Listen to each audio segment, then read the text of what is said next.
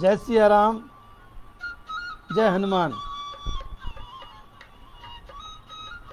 प्रतिदिन की भांति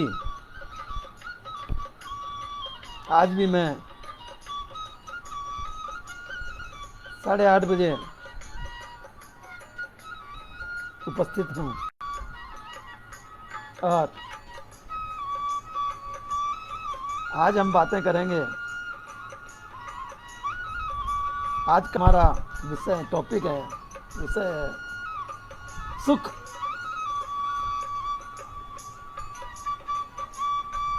सुख चाहिए। हाँ मित्रों, सुख चाहिए। मुझे भी चाहिए, आपको भी चाहिए, सबको सुख चाहिए। सुख के लिए तो हम इस संसार में आए हैं। सुख सबको अच्छा लगता है, बस आनंद ही आनंद रहे। यही सारे जीवों की, सारे मनुष्यों की अभिलाषा रहती है। सबको सुख अच्छा लगता है। और दुख, दुख कौन चाहता है? कोई नहीं चाहता। दुख किसी को भी नहीं भाता है। लेकिन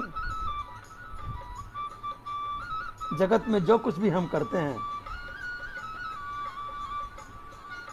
सब सुख के लिए ही करते हैं। अनादि से लेकर के, चहल पहल से लेकर के, चहकती दुनिया से लेकर के, हर मनुष्य की हर धड़कन यही पुकारती है कि दुख हटाओ, सुख को पाओ। संसार की सारी दौड़ भाग, सारे क्रियाकलाप, शिक्षा, नौकरी, व्यापार, संघर्ष, भोग विलास, खाना पीना, वाहवाही, जप तप, भक्ति, ध्यान, प्रवचन, भजन, ये सब सुख के लिए ही है। सुख की कामना के लिए आदमी करता है। सुख सुविधा प्राप्त करने की भावना से ही इन सब की शुरुआत होती है। हर आदमी को येन केन प्रकारेण सुख ही चाहिए। लेकिन मित्रों, हम जिस सांसारिक सुख की बात करते हैं, सुख की चाह करते हैं, वह सुख तो केवल क्षणिक सुख है। क्षणिक सुख के लिए ही हम ये सारी आपाधापी भागा दौड़ी करते हैं।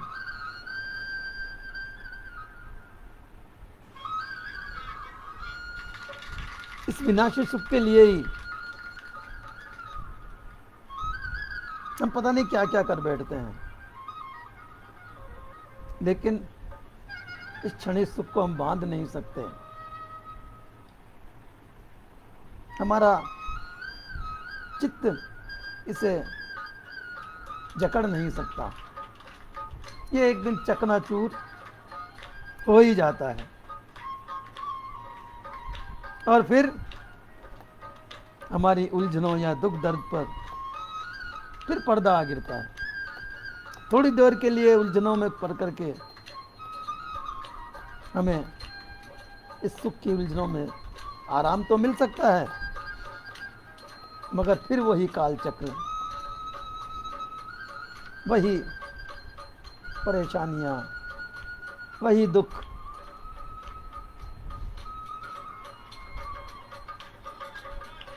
और इसी दुख में हम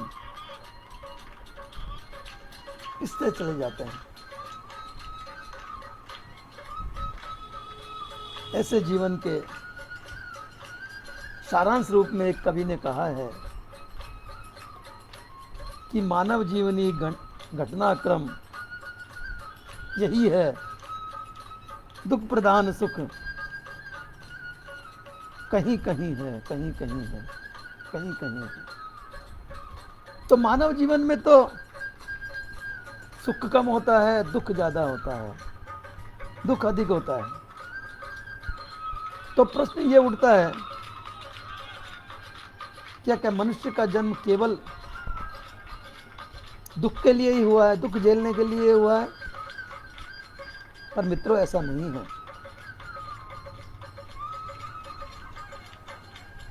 कायमी सुख अर्थात सनातनी सुख, परमानेंट सुख की प्राप्ति हमें हो सकती है, अवश्य हो सकती है। क्यों? क्योंकि यह मनुष्य का जन्म सिद्ध अधिकार है। सनातन सुख की खोज की प्राप्ति के लिए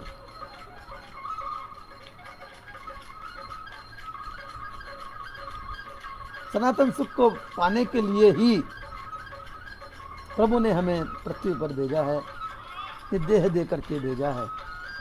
मानव देह मिले ही हमें सुख के लिए है, दुख के लिए तो और योनियां बहुत हैं।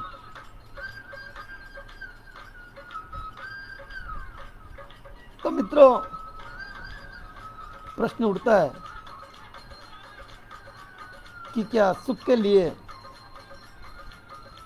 हमें विशेष बुद्धि को इधर उधर दौड़ाना पड़ेगा या जप तप करना पड़ेगा या कोई कुर्बानी देनी पड़ेगी या कोई पुरुषार्थ का, मेहनत का काम करना पड़ेगा? तो मित्रों, कुछ ग्रहण करना है तो कुछ त्यागना तो पड़ेगा।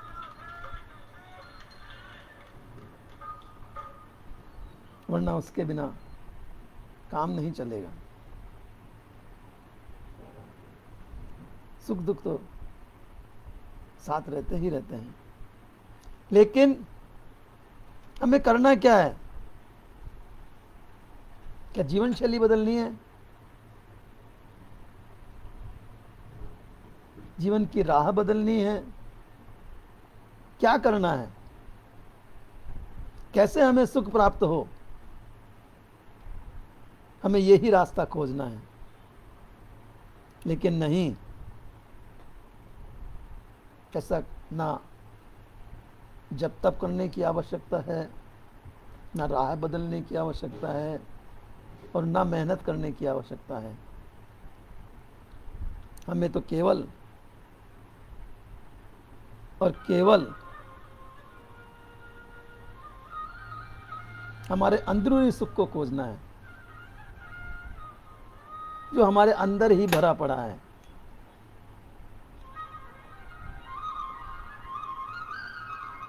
हमारे पास सुख की कोई कमी नहीं है, अथाह भंडार पड़ा है।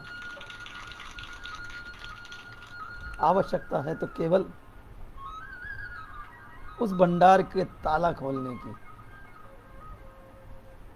भंडार का ताला खोलिए और सुख की प्राप्ति कीजिए। अब प्रश्न यह है कि वो ताला कैसे खुले?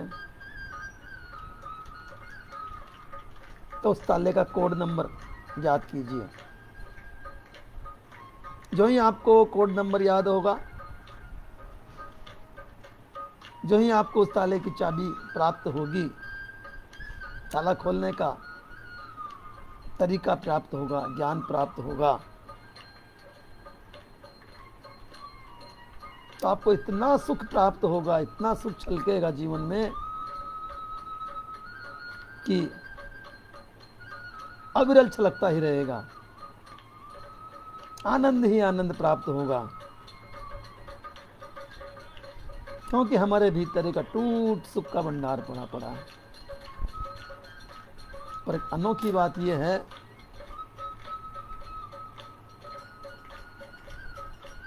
हम सोचते ये हैं कि ऐसा कैसे हो सकता है, हमने तो कभी ऐसा नहीं देखा। लेकिन मित्रों, हमने देखा है, उन्होंने देखा है जो सच्चे गुरु की शरण में चले गए हैं, जिन्होंने सच्चे गुरु को पा लिया है। मैं जो ताले के कोड की बात कर रहा था, कोड नंबर की बात कर रहा था। वो कोड नंबर हमारे सच्चे गुरुओं के पास ही है, सतगुरुओं के पास ही है। उस ताले की चाबी हमारे गुरुओं के पास ही है। जिस दिन हमें सच्चे गुरु मिल जाएंगे उस दिन हमारा सुख का भंडार, उस पर लगा ताला, उसकी चाबी हमें प्राप्त हो जाएगी और ताला खुल जाएगा, सुख का भंडार खुल जाएगा और हमारी सारी उलझनें दूर हो जाएगी। हमें सारे प्रश्नों का समाधान मिल जाएगा और फिर निजानंद में डूब जाएंगे। निजानंद ही निजानंद, आनंद ही आनंद। हमें इसके लिए किसी का अवलंबन लेने की आवश्यकता नहीं है, किसी का पराधीन होने की आवश्यकता नहीं है, क्योंकि जिस सुख की तलाश में, जिस सुख के खोज में दुनिया भटक रही है, उस सुख की प्राप्ति हमारे में ही हो जाएगी, हमारे अंदर ही हो जाएगी। फिर देखिए क्या आनंद आता है जीने का। तो मित्रों, सतगुरु की खोज कीजिए, सतगुरु को पाइए, फिर देखिए जीवन में कैसा प्रकाश आता है, जीवन कैसा प्रकाशित होता है। यही सच्चे सुख की प्राप्ति करने की राह है, यही उसका तरीका है। जब सुख मिल जाएगा तो ज्ञान, दर्शन, चरित्र, तप, यज्ञ, सबका स्वरूप वही आनंद हो जाएगा। हर चीज में हमें आनंद मिलने लगेगा, सुख मिलने लगेगा और हमारी आत्मा तृप्त हो जाएगी। मित्रों, ये आत्मा एक ऐसी वस्तु है जिसे ना तो अग्नि जला सकती है, ना जल गला सकता है, बहा सकता है, ना वायु सुखा सकती है, अपने साथ न उड़ा सकती है। हाँ, ये जो स्थूल शरीर है इसे अग्नि भी जला देगी, वायु भी उड़ा देगी, सुखा देगी और जल भी अपने में विलीन कर लेगा।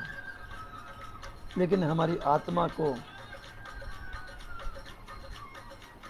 कोई कुछ नहीं कर सकता, क्योंकि हमें परमात्मा की दी हुई सौगात है। हमें इसी को देखना है, इसी को समझना है और जिस दिन हम आत्मा को समझ जाएंगे उसके द्वार खुल जाएंगे, सुख के द्वार खुल जाएंगे, हमें सुख प्राप्त हो जाएगा। मित्रों, प्रश्न ये आता है, जैसे मैंने अभी कहा कि सतगुरु हमारे द्वार खोलेंगे, सतगुरु हमारे को ताले की चाबी देंगे। तो सतगुरु कैसे हो, सतगुरु को कैसे पाएं, सतगुरु की पहचान क्या है, कैसे सतगुरु को पहचाना जाए? गुरु तो बहुत हैं, बड़े बड़े आश्रम बनाकर, बड़े बड़े गढ़ बना करके, किले बना करके बैठे हैं, लेकिन बाद में मालूम होता है कि वो सतगुरु तो विलासिता में लीन थे। खैर, हमें इससे मतलब नहीं है, हमें तो हमारे सतगुरु को ढूंढना है। इस बारे में हम कल इसी समय इसी पटल पर बात करेंगे। तो कल का प्रसंग होगा, कल की चर्चा होगी, सच्चे गुरु को कैसे पहचाना जाए, सच्चे गुरु की पहचान क्या है, हम कैसे जानें कि हमारे को सुख देने वाले, हमारे आत्मा का ताला खोलने वाले, हमें अपने आप को पहचानने वाले गुरु कैसे हैं। बस इसी चर्चा को लेकर कल प्रस्तुत होंगे। तब तक के लिए विदा, शुभ रात्रि, जय सिया राम, जय हनुमान, जय भारत, जय हिंदुस्तान।